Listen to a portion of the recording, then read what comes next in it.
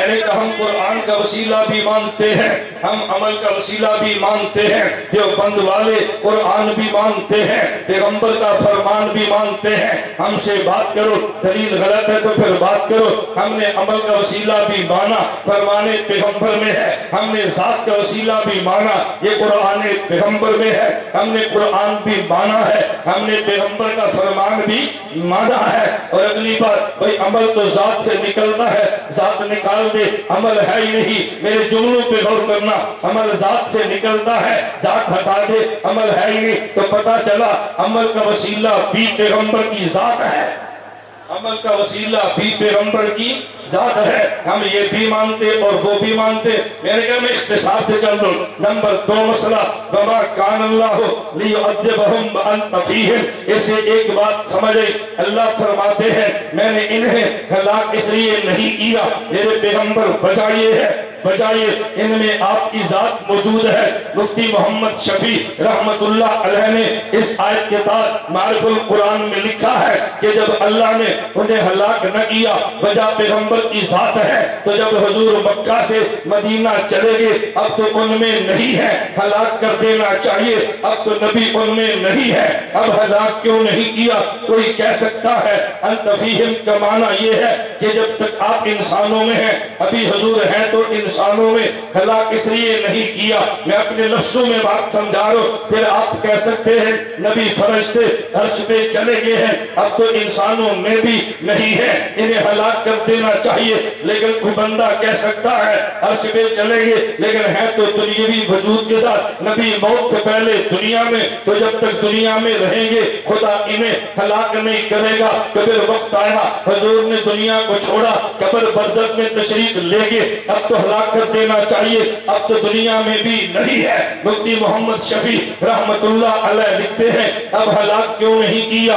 ذات خدا بندی یہ ہے، ادھر دیکھنا یہ نبی کا دائرہ نبوت ہے، نبی کو جس ایریے کے لیے بھیجا نبی اس دائرے میں ہے، نبی کی مجرم قوم بھی اس دائرے میں ہے۔ جب تک نبی اپنے دائرہ نبوت میں زندہ ہو اللہ نبی کی قوم کو ہلاک نہیں کرتے، جب ہلاک کرنا ہو خدا نبی کو اس دائرہ نبوت سے باہر نکال لیتے ہیں۔ حضرت نوح علیہ السلام کی قوم کو ہلاک کب کیا ہے؟ جب انہیں یہاں سے نکالا جودی پہاڑ پہ لے گئے ہیں۔ حضرت شعیب کی قوم اور ان کا دائرہ نبوت یہ مدین ہے، ہلاک کیا۔ حضرت شعیب کو مدین سے نکالا لے گئے ہیں، ان پہ عذاب آیا۔ حضرت لوط کا دائرہ نبوت یہ بستی صدوم ہے، جب انہیں ہلاک کرنا تھا انہیں صدوم سے نکالا، انہیں ہلاک کر دیا۔ حضرت موسیٰ علیہ السلام کا یہ دائرہ نبوت مصر والے اسرائیلی اور قبطی تھے، جب ہلاک کرنا تھا حضرت موسیٰ کو مصر سے نکالا، فرعون کو ہلاک کر دیا ہے۔ نبی دائرہ نبوت میں ہو اور قوم بھی ہو، اللہ کبھی بھی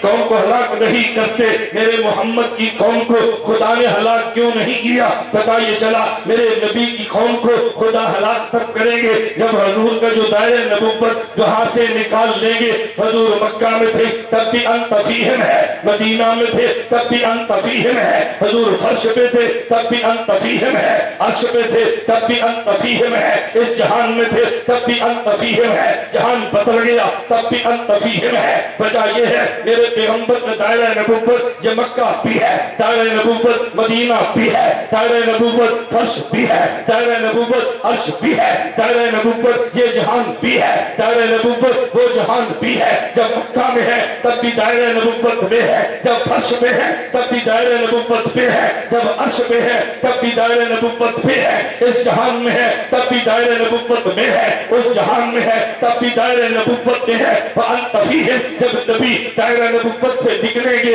قوم پہ عذاب آئے گا۔ میرے نبی کے دائرہ نبوت میں اگر مقام کو دیکھ لے تو سرا سے لے کے عرش تک ہے، اگر زمان کو دیکھ لے دور نبوت سے لے کے قیامت تک ہے۔ نہ میرے محمد نے دائرہ نبوت سے نکلنا ہے نہ قوم پہ آسمان سے عذاب آنا ہے۔